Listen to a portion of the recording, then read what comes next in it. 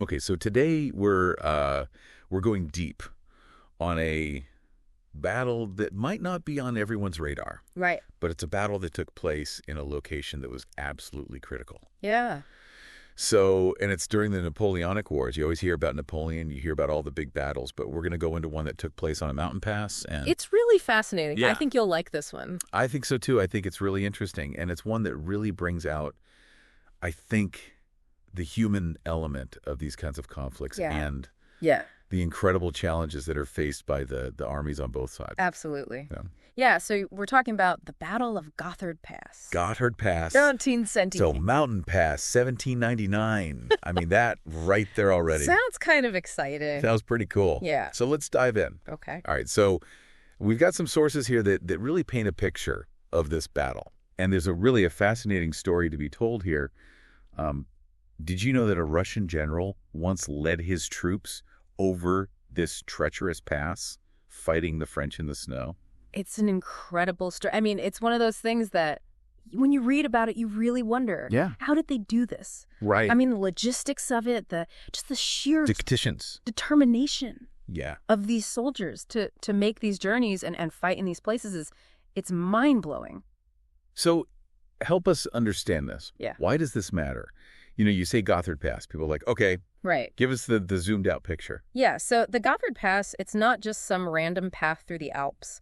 It has been strategically important for centuries, Really? going all the way back to the Romans. Wow. This was a key route for them, Ah, for moving troops and supplies. okay. In the Middle Ages, it was vital for trade. So this is like a major, It was a choke point. a choke point. Yeah. Yeah. Okay. Whoever controlled the Gotthard Pass controlled the flow of people, goods, and armies through the heart of Europe. So this is not insignificant, this little battle on this mountain pass.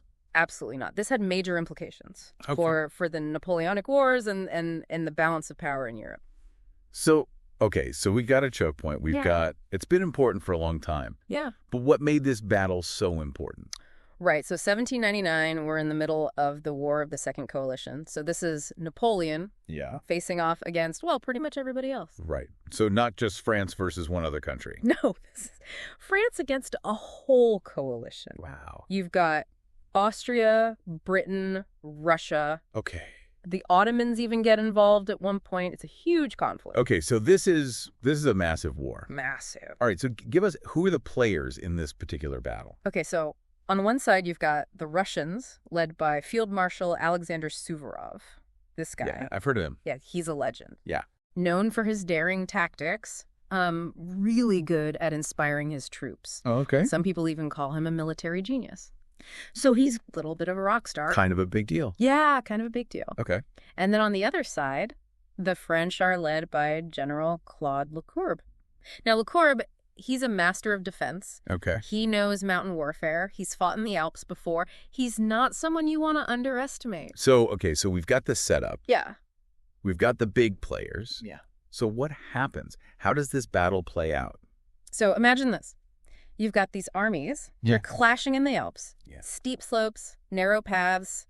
It's brutal fighting. I can only imagine. Yeah. I mean, it's just crazy to think about. Like, And there are reports that there might have even been snow no way. during the battle. Yeah, so you can, I mean, So not only are you fighting the enemy, you're fighting the mountain. you're fighting the elements. Absolutely. Okay.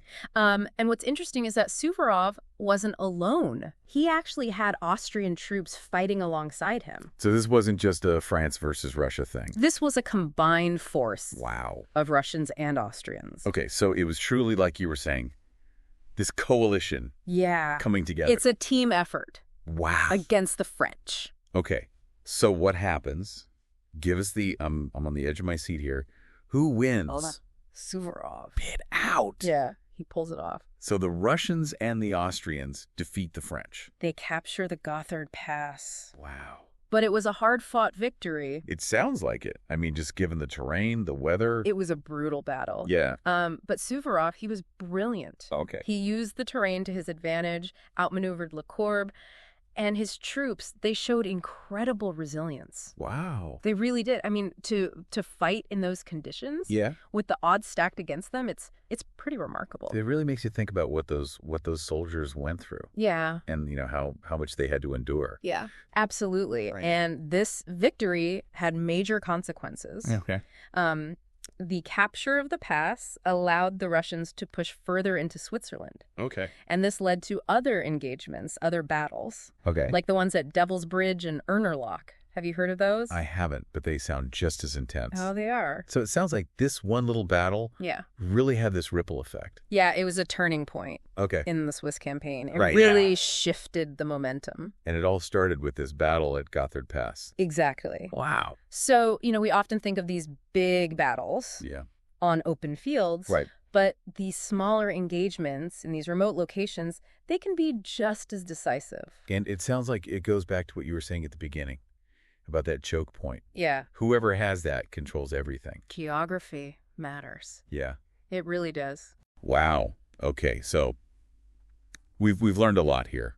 We've learned about Gotthard Pass. We've learned about this really interesting Russian general. Suvorov, yeah. Yeah. Yeah. And the wild conditions of fighting in the Alps Yeah. in the 18th century. Yeah, and I think it really highlights the importance of understanding geography. Yeah. When you're studying history, when you're studying military history, mountains, rivers, even the weather, these can be just as important as the size of your army or the skill of your generals.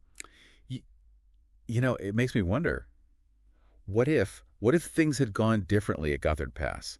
What if the French had held that pass? Right. What would have happened? It's like a great question. How would the campaign have unfolded? Yeah. How would that have affected the larger war? Yeah.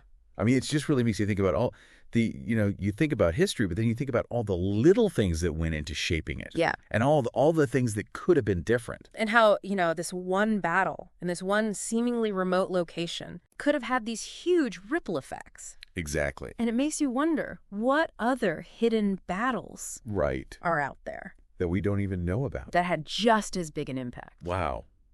That's definitely something to think about. Definitely. Something to ponder. Thanks for taking us on this deep dive today. My pleasure. I always enjoy talking about these lesser-known stories. And to all our listeners out there, keep exploring. You never know what you might find.